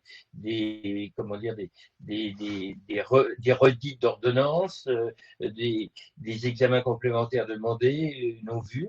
Et pour ça, pour nous, le principal défaut de ça, c'est l'absence de coordination, l'absence d'interopérabilité entre tous les systèmes et l'absence d'ancrage réel, à part l'exemple formidable qui vient d'être montré par Omédis, avec les territoires. Alors, le problème de la territorialité, c'est un problème insoluble, puisque vous savez que les plateformes de téléconsultation vont être nationalisées, c'est-à-dire qu'ils vont avoir un siège national à un endroit. Donc, par définition, tous les médecins qui vont travailler dans cette plateforme, ou qu'ils soient en France, seront rattachés à la plateforme et donc déterritorialisés. Donc, je ne sais pas comment on va régler cette chose, mais là, on va vers l'absurdité, puisqu'on demande que ce soit inscrit dans des organisations territoriales et on retire le moyen de le faire. J'espère que vous, Omédis, vous y échapperez, puisque si j'ai bien compris, vous n'êtes pas une plateforme de téléconsultation, mais vous êtes un prestataire de téléconsultation pour les praticiens qui y travaillent, donc comme Doctolib, et donc vous n'êtes pas concerné. Voilà. Mais donc ça, c'est aussi un des sujets. Alors, de l'expérience des téléconsultations que je vous disais et des rôles des usagers, je pense que dans le cadre des plateformes de téléconsultation, il va y avoir des comités médicaux avec des représentants d'usagers et que là, on a un rôle important à y jouer, un peu comme dans les établissements hospitaliers. Et je vous garantis que c'est intéressant de l'intérieur de voir toute la complexité des questions qui peuvent se poser et la difficulté de les résoudre. Et il me semble que ce serait extrêmement utile également que dans le texte qui va sortir du décret, il y ait un rôle spécifique pour les usagers, comme dans les établissements, pour non pas l'arbitrage, mais la participation aux plaintes et aux différents sujets. Ça pose aussi un très gros problème, qui est celle de l'indépendance du professionnel par rapport à la structure qui fait la prestation. Alors, encore une fois, pour Doctolib ou pour Omédis, ça ne se pose pas, mais pour les autres structures, ça se pose. Mais ça ne se pose pas de manière très différente que dans un établissement hospitalier ou dans un centre de santé. C'est-à-dire que les professionnels doivent avoir leur indépendance, mais pour autant, il y a une espèce de responsabilité collective qui devra être éclaircie. Je pense que c'est un des enjeux aussi que nous avons de travailler avec eux et avec le gouvernement, l'État et la puissance publique pour déterminer des règles. Alors, problème médico-économique, vous l'avez évoqué. Une chose sur laquelle je voudrais insister, c'est l'inéquité, d'ailleurs Arthur l'a dit tout à l'heure, l'inéquité actuelle par rapport au régime général, puisque dans le droit commun, une consultation hors parcours est remboursée à 30% au lieu de 70%, mais l'assurance complémentaire peut prendre en charge la différence si on a une assurance complémentaire. Et là, dans le cas présent, c'est 0% de remboursement hors parcours, alors qu'énormément de gens sont hors parcours du fait de leur absence de médecin traitant ou de départ de médecin traitant. Alors pour le moment, l'assurance maladie est relativement bonne fille. Elle n'est pas trop rentrée dans ces considérations-là, parce que finalement, les téléconsultations n'explosent pas. Hein, elles ont plutôt un peu diminué depuis l'année dernière. Elles sont stabilisées, mais c'est quand même une iniquité totale pour les patients qui non seulement, je sais plus qui disait tout à l'heure, qu'ils sont une double peine, mais là, en plus, non seulement ils n'ont pas de médecin, mais en plus, ils doivent payer. Et le dernier point qui nous intéresse énormément d'un point de vue également éthique, c'est toute cette génération d'activités numériques, ça génère des données qui peuvent avoir des utilisations dites secondaires et pour lesquelles il serait très utile que ce soit bien encadré. D'ailleurs, c'est un des travaux de France Asso Santé, que de mettre des règles dans l'utilisation secondaire de ces données de manière à pouvoir faire des analyses, comme on a essayé d'en faire nous au Diabète Lab, avec des études, mais qui sont longues et coûteuses et pas facilement. Alors pour terminer, je voudrais que la télémédecine, pour nous, il y a beaucoup d'opportunités de réponses organisationnelles, professionnelles pour améliorer les parcours et la pertinence, améliorer l'accès aux soins dans le temps et dans l'espace, en soins primaires, avec tous les problèmes de démographie médicale sur lesquels vous avez assisté, améliorer l'accès à l'expertise spécialisée, parce que des spécialistes, il n'y en a pas pour tout, et il y a beaucoup de maladies chroniques qui pourraient être suivies à distance. Pour les professionnels, c'est un enjeu quand même, parce que d'une prise en charge individuelle, PEC, c'est prise en charge. Une prise en charge individuelle, il faut passer à une prise en charge collective, notamment avec l'interopérabilité, et avec ou sans limite territoriale, parce que ça dépend de la pathologie. Hein. Il y a des pathologies où finalement la limite territoriale, c'est l'État, hein, c'est la France ou l'Hexagone avec les sommes de référence. Donc ce sont des territoires à géométrie variable. Et puis, un point très important, c'est celle de permettre un accompagnement des patients. Lydie l'a beaucoup évoqué. Nous croyons beaucoup à la fédération, à l'accompagnement de ces téléconsultations, appelez ça des téléconsultations aidées ou autres, avec la présence d'un paramédical, d'une infirmière, aux côtés du patient pour l'aider à prendre toutes ces mesures. Alors, les freins qu'on a constatés, la complexité du système, vous l'avez dit tout à l'heure, on ne sait pas, les patients ne savent pas où s'adresser, manque d'informations, c'est très très compliqué, puis il y a tous les patients qui ne savent pas s'en servir, trop peu de professionnels impliqués aujourd'hui, hein, vraiment trop peu, la tarification, elle est inadaptée, j'en ai parlé, et puis il y a plein de trous dans la raquette, c'est-à-dire des choses qui ne sont pas remboursées, par exemple sur la télésurveillance, il y a peu de pathologies remboursées, le télésuivi qui est extrêmement important, l'accompagnement, c'est peu remboursé, l'accompagnement par les infirmières, alors je ne sais pas si maintenant c'est régularisé, mais ça ne l'était pas, donc pour que ça devienne vraiment des pratiques saines, pertinentes, efficaces et diffusées, il y a pas mal de travail à faire, et je crois que notre rôle, nous, en tant qu'usagers, c'est vraiment à travers France Asso Santé, parce que c'est vraiment un problème collectif qu'on a, de faire porter notre parole sur l'identification de tous ces freins et des opportunités. Voilà, je vous remercie et merci beaucoup Arthur de m'avoir donné la parole rapidement comme ça. Voilà. Merci à toi Jean-François et il me semble que tu vas devoir nous quitter malheureusement précocement. Oui, bien sûr. Mais en tout cas, je pense que ça répondait pas mal à certaines choses qu'on a entendues. Je pense que ça met aussi beaucoup en relief l'accent très fort qu'on a mis dans notre manifeste sur les questions de parcours, de relier professionnels de proximité et du territoire. On l'a vu, il y a quelqu'un qui a fait un commentaire en disant que le schéma était incompréhensible, mais c'est bien effectivement le reflet de ce que vivent certains patients qui sont dans des parcours parfois très compliqués à saisir. Et donc, du coup, la télémédecine peut être un bon outil pour simplifier certains de ces passages, parce que l'idée n'est pas de l'apprendre par cœur et de l'appliquer tel quel, mais difficulté. Et on a eu quelques commentaires aussi autour de mon espace santé, donc je pense que tu as aussi très bien mis en avant l'importance qu'il devait y avoir autour de l'utilisation de cet outil et de la place qu'il pouvait avoir du coup dans ces téléconsultations. Alors, il y avait des questions notamment dans le chat. Alors, vous serez peut-être tous amenés à apporter des éléments de réponse. Mais c'est vrai qu'il y a des difficultés pour quand même un certain nombre de patients, que ce soit pour se déplacer loin, pour se déplacer même aussi près.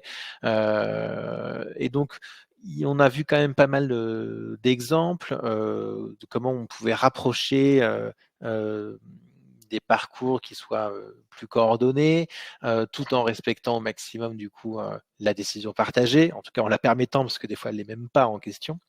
Donc je ne sais pas si Lydie, par exemple, tu veux rebondir sur des choses qu'on a pu un petit peu discuter, ce que tu as pu entendre, par exemple.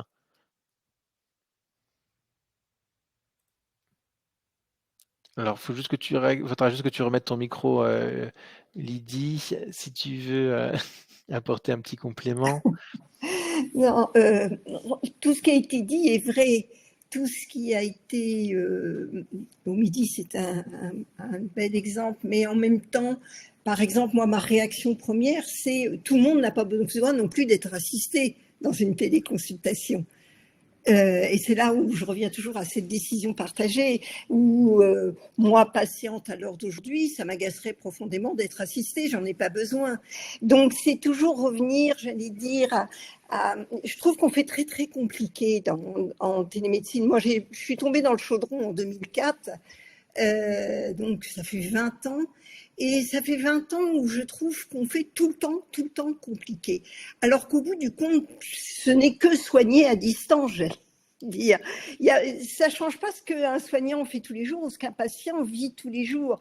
La seule chose, c'est que c'est une vraie opportunité pour réfléchir et le faire mieux, je trouve. Et c'est déjà quelque chose d'énorme. Bon, j'enlève, Jean-François, les outils, hein, la problématique de l'interopérabilité, parce que tout est là, de la couverture de réseau. Sans tout ça, on ne peut rien faire. Mais dans le colloque singulier entre patients et soignants, il n'y a rien qui change au bout du compte. Mais par contre, ce que je dis toujours, c'est que on n'est pas habitué, c'est ce que je disais, changer notre imaginaire. Donc, il faut accompagner au début. Et accompagner, c'est informer, c'est tout. Mais il ne faut pas faire plus compliqué que ça ne l'est. Très honnêtement. Moi, depuis 2000, ma première équipe devait être en 2010 ou en 2011. On soignait en parcours alterné à l'époque. Ils soignent aussi bien à distance qu'en présentiel. À partir du moment où on est dans la bonne indication, que le patient est d'accord, qu'il s'y sente bien, parce que ça change ses habitudes, mais il n'y a rien de plus, c'est pas compliqué, mais il ne faut pas sophistiquer trop, mettre des parcours. Alors bien sûr que c'est un intérêt quand je vois, moi qui ai beaucoup travaillé dans le diabète, que l'on écrive sur un bout de papier toutes les étapes, j'allais dire, pour bien soigner un diabétique. Mais d'un diabétique à l'autre, il n'aura pas les mêmes besoins. Il n'aura pas le même rythme de revoir son cardiologue. Il n'aura pas. Donc, on est dans de l'accompagnement personnalisé, d'autant plus dans les pathologies chroniques. Moi, quand je formais à l'éducation thérapeutique, je prenais toujours l'exemple, je disais, mais attendez, un diabétique qui, depuis l'âge de 5 ans, est diabétique de type 1, il y a bien longtemps qu'il a de lui-même mis en place ses réflexes d'auto-soin. Donc, on ne peut pas le forcer. Il sait lui-même, il connaît ses limites. Et pour le numérique, c'est pareil. Mais écoutons les patients, bâtissons avec eux, et puis restons dans de la médecine personnalisée, ce que c'est ma dernière slide. Et c'est tout. Et offrons un service, c'est que parfois, on n'a pas besoin de prendre sa voiture, de dépenser de l'essence au prix où elle coûte à l'heure actuelle, c'est pas mal. On peut rester à son domicile ou aller à la pharmacie ou dans un centre comme Omidis, à portée de la main ou autre, enfin, je ne sais pas. Mais ne faisons pas plus compliqué que ça ne l'est en soi, en fait, réellement. Alors, c'est vrai que Jean-François qui a dû partir, mais qui nous a mis un commentaire, je pense, qui est effectivement assez intéressant, c'est qu'effectivement, ça change pas forcément grand-chose, mais que l'objectif, c'est effectivement de faire mieux et d'essayer de ne pas reproduire certaines erreurs du présentiel dans le distanciel, et notamment quelque chose qui revient beaucoup dans nos réseaux et nos témoignages sur l'absence de coordination, souvent, des professionnels. Alors, je ne sais pas, Thibaut, si tu veux faire une petite réaction. Mais tu ne l'as pas en présentiel, hein, non plus. C'est ça. C'est pour ça que c'est un sujet, si possible, de faire mieux. C'est pour ça, c'était mieux. Moi, ce que je trouve absolument extraordinaire, normalement, si j'avais eu plus de temps, je commence toujours par redéfinir le parcours coordonné. Et j'ai fait un test, moi, autour de moi, mes enfants, mes amis, etc., en leur disant, savez-vous qu'en France, vous êtes pris en charge dans le cadre d'un parcours coordonné? Ils me disent, non, c'est quoi? Je dis, à partir du moment où tu as choisi ton médecin référent, tu rentres dans ce parcours coordonné, normalement. Personne ne le sait. Personne ne le sait. Et on se gargarise avec des beaux mots. Je ne sais pas, Thibaut, si tu veux faire une petite réaction avant qu'on passe aux deux autres témoignages de représentants des usagers pour clôturer après la session. Non, très rapidement, mais moi je suis entièrement d'accord avec Madame Canipel. Encore une fois, on a un peu tous besoin d'être assistés, et c'est justement ce que moi j'ai voulu vous montrer sur la slide, où j'ai mis exprès un gros chiffre, 30 000 téléconsultations. Ces 30 000 téléconsultations sont faites pour des patients qui sont en rupture de soins, qui n'ont plus de médecin traitant, qui ont besoin d'être accompagnés. Je pense qu'aujourd'hui, il y a 2 télémédecines très efficaces. Il y en a plein de télémédecines, mais 2 télémédecines très efficaces. La télémédecine qui est proposée par le médecin traitant pour ces patients, parce qu'on ne va pas à chaque fois se déplacer au cabinet, parce que c'est bien, ça marche bien, et grosso modo, c'est 90% des téléconsultations en France, la téléconsultation du médecin traitant vers son patient. Et ceux qui vraiment sont en rupture de soins, qui sont dans les déserts médicaux, qui malheureusement ont déjà consommé cette rupture, c'est-à-dire que ça fait pas un mois qu'ils n'ont plus de médecin traitant, ça fait 5 ans, ça fait 6 ans, ça fait 10 ans. Et ça, ces patients-là, eux, n'ont pas forcément besoin d'être accompagnés d'un professionnel de santé. Ils ont besoin d'être accompagnés par quelqu'un qui les rassure. C'est la réassurance. La télémédecine, dans 20 ans, elle ne sera pas du tout la même qu'aujourd'hui. Pas du tout. Dans 20 ans, il y aura des choses à domicile, il y aura des équipes mobiles, il y aura des choses extraordinaires. Là, aujourd'hui, il faut aussi faire en sorte que nos usagers, vous soyez convaincus que la pratique est la bonne. Et je ne veux pas en faire une fixette, mais je ne crois pas qu'on puisse convaincre des usagers aujourd'hui qui sont parfois en rupture de soins que d'être seul dans un endroit pas forcément très enthousiasmant, pas forcément très rassurant, devant un médecin qu'on ne connaît pas, sans coordination, sans suivi, sans intégration dans le parcours de soins, sera quelque chose qui engage la réassurance. Donc, il faut aussi s'adapter au temps. Je crois que c'est vous, Madame Canipel, qui l'avez mis, c'était très bien. Il faut s'adapter en son temps. Le temps de la télémédecine, c'est un peu le temps 1 ou le temps 2. C'est que maintenant, ça se développe. On ne peut plus faire sans. C'est très efficace, c'est un beau moyen, mais il faut aussi faire en sorte que l'ensemble des générations viennent derrière ça. Il faut accompagner ceux qui le sont. Il ne faut pas supprimer la téléconsultation accompagnée, parce que ce serait une catastrophe sanitaire. Et en même temps, il ne faut pas l'imposer, parce que moi, je dirige Omedis, et pour autant, jusqu'à maintenant, je n'ai jamais fait de téléconsultation assistée. Je n'en ai pas le besoin. Je pourrais faire moi-même une téléconsultation avec un médecin. Il faut que ça existe, ces 2 modes existent, mais il faut vraiment, pour ceux qui consomment une rupture de soins, les accompagner, et le modèle doit le permettre. Merci Thibaut. Et alors, je crois que le vrai danger, enfin pour moi, ce que je ressens depuis longtemps, et c'est là où il y a une vraie réflexion, je suis contente que ça se fasse en ce moment, c'est l'encadrement des plateformes. Parce que là, on est vraiment face à un médecin qui ne nous connaît pas, qui n'a pas notre dossier médical, et on a été la plupart du temps informé par un outil uniquement, par un consentement sur outil, et blanc, on se lance dans le vide. Voilà. Et ça, là, alors, je ne dis pas qu'elles sont inutiles, hein, loin de là, parce que je pense que c'est un centre de triage important qui désengorge les urgences. Mais il faut leur donner le rôle qu'elles peuvent avoir. Et par exemple, la prise en charge d'une pathologie chronique, le rôle d'un médecin traitant. Alors, on peut très bien être dans un désert médical, avoir une première téléconsultation où on a été bien informé, bien préparé, et que ce médecin devienne un médecin traitant. pourquoi pas? Après tout, c'est pas parce qu'il est à distance qu'il peut pas devenir mon médecin traitant. Voilà. Mais je crois que c'est vraiment les soins de premier recours, c'est avec ces plateformes où là, il y a une vraie réflexion et c'est bien que le patient, que la voix du patient, on en discutait hier avec Arthur, que la voix du patient, il va falloir qu'elle se fasse entendre. Hein. Vraiment, il va falloir vraiment se faire entendre dans ces groupes d'évaluation qui auront lieu à la fin de chaque année du travail accompli pendant l'année des plateformes. Et Arthur, si tu devais être 30 secondes pour cette fois avoir la chance de conclure moi-même sur l'humanisme, chacun son tour, Madame Canipel. Vraiment, moi je pense, je le fais pas exprès, Madame Canipel, je suis entièrement d'accord avec ça. Elles ont toutes leur place, c'est top. Moi-même, j'en suis parfois, c'est bien, mais il faut surtout pas veiller à ce que ça déshumanise complètement la pratique. Ah, bah, Je je vais suis passer d'accord. on voit qu'un agenda donne rendez-vous dans une cabine. C'est-à-dire qu'à aucun moment on a notion d'un professionnel de santé. C'est-à-dire qu'on donne un agenda vers une cabine, même si on aboutira à une consultation qualitative, c'est totalement déshumanisé ça. Et ça, il faut faire attention à ça.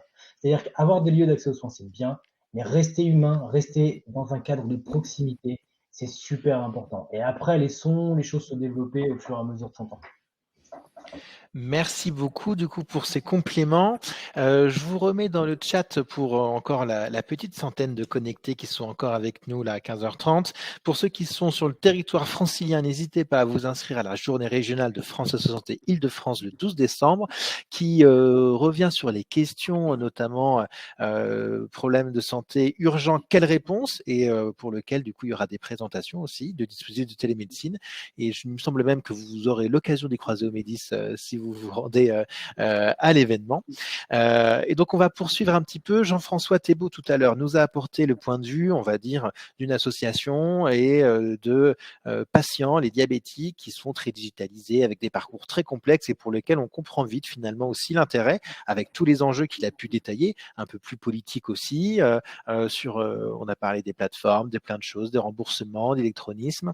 Et finalement, pour faire entendre cette fameuse voix des patients que Lydie et Thibault vous appelez aussi de vos voeux, et c'est aussi l'idée de ce manifeste, c'est de pouvoir aussi vous aider, vous, association, représentants des usagers, eh bien là où vous avez votre action, vos mandats, de pouvoir porter évidemment ces messages. Et donc pour continuer, je vais vous partager, malheureusement qui ne pouvait pas être présent avec nous, mais on a pu, et je les en remercie du coup grandement, nous avons deux représentants d'usagers qui vont permettre de compléter ce panorama. Après le responsable d'association nationale, je vais laisser Alors, je première laisserai la question en tant que parole représentant je vais d'usagers en juste couper pour que ça ne parte pas trop vite, de Serge Rieux-Pérou. Serge qui est bénévole à UFC Que Choisir, association membre de France Asso Santé, qui est représentant des usagers au Conseil territorial de santé du Cher, le CTS 18, et qui va du coup nous donner son ressenti.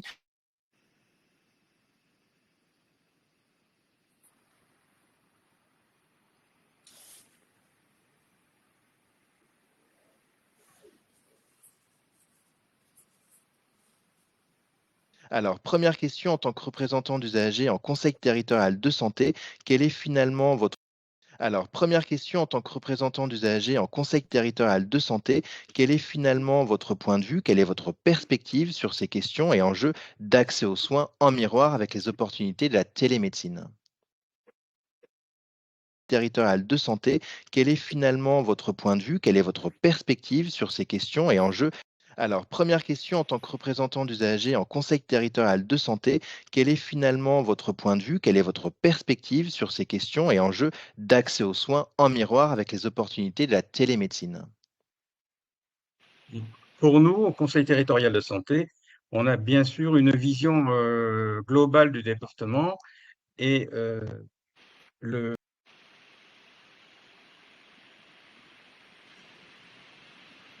Alors, première question en tant que représentant d'usagers en conseil territorial de santé, Alors, première question en tant que représentant d'usagers en conseil territorial de santé, quel est finalement votre point de vue, quelle est votre perspective sur ces questions et enjeux d'accès aux soins en miroir avec les opportunités de la télémédecine Pour nous, au Conseil territorial de santé, on a bien sûr une vision globale du département Et nous estimons que la téléconsultation doit être un apport supplémentaire pour des territoires. Quelle est votre... Alors, première question, en tant que représentant d'usagers en conseil territorial de santé, quel est finalement votre point de vue, quelle est votre perspective sur ces questions et enjeux d'accès aux soins en miroir avec les opportunités de la télémédecine?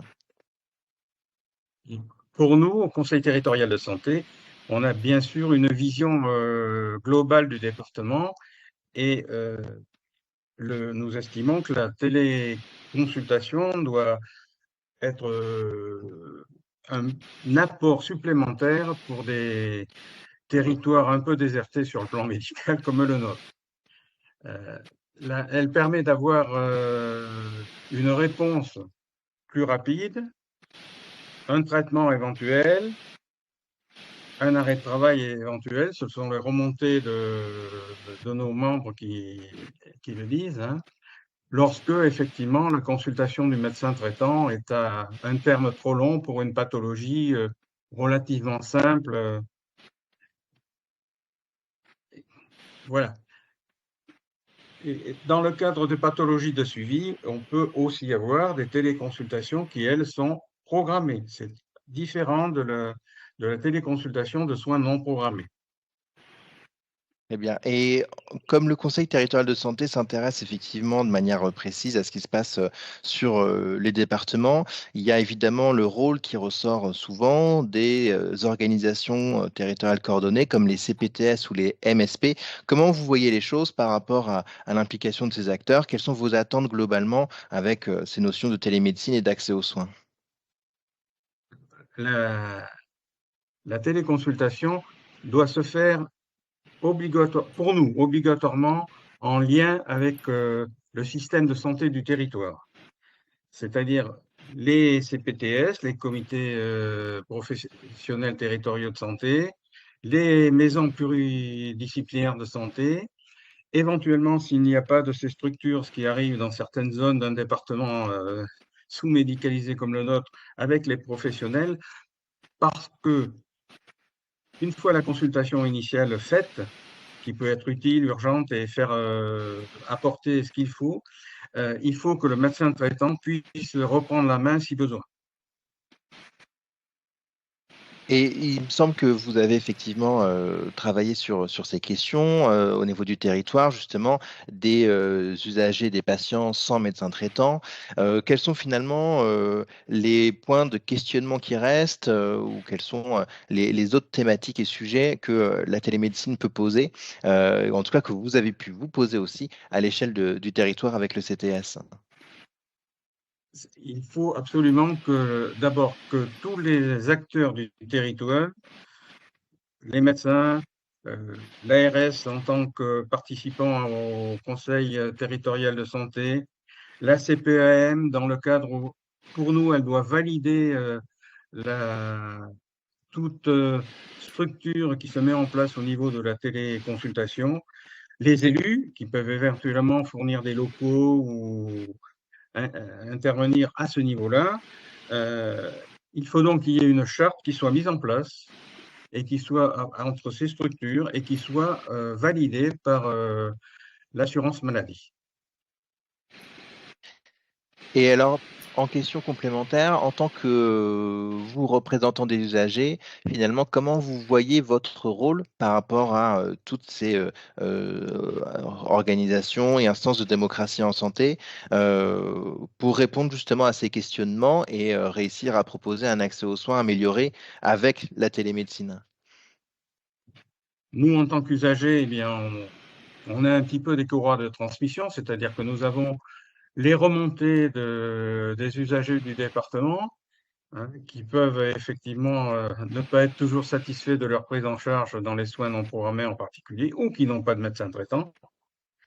Et donc, faire en sorte que toutes ces structures se coordonnent pour servir au mieux les intérêts de l'usager.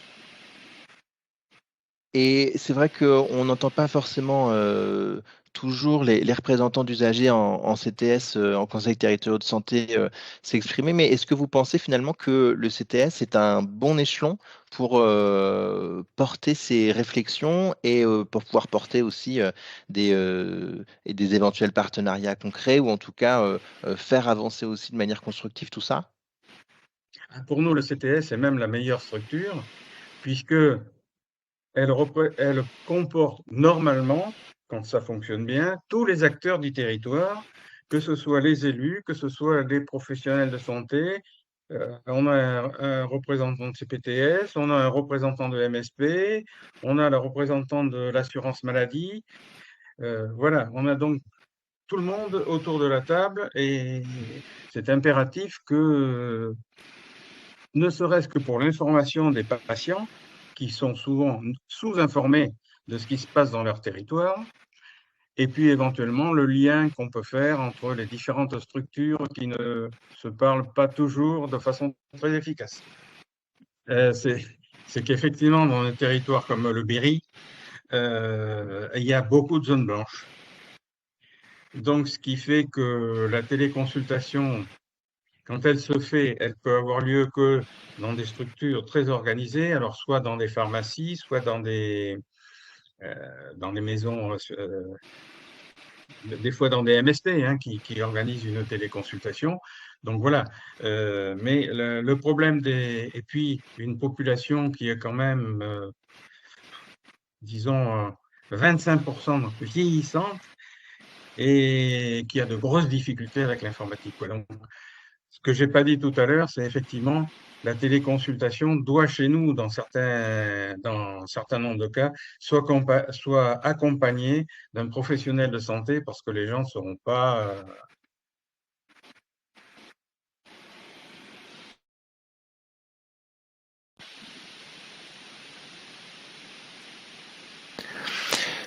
Donc ça complète du coup pour ce webinaire, en tout cas c'est regard croisé représentant des usagers. Vous m'excusez pour le petit bug qui a accompagné le début de lancement de la vidéo. Je vous ferai parvenir le témoignage d'Esther Munerel, qui est la coordinatrice régionale de Française Santé Grand Est, qui avait une vidéo aussi enregistrée sur leur partenariat sur le territoire avec Imeuse Santé, qui est lauréat des territoires d'innovation de santé et qui justement a d'ailleurs aussi travaillé avec Omedis, il me semble, sur une partie des territoires et qui complétera du coup le panorama des retours d'usagers, puisqu'il est déjà 15h41 et que vous avez été nombreux à nous suivre, que vous êtes encore suffisamment, mais je vais me permettre du coup de vous remercier tous les participants de votre présence, des nombreuses réactions, des questions que vous avez pu émettre, et puis surtout nos deux intervenants de choc de la journée et de l'après-midi, Lydie Canipel et Thibaut Harang, avec lesquels j'ai toujours énormément de plaisir d'échanger et qui sont toujours très éclairants.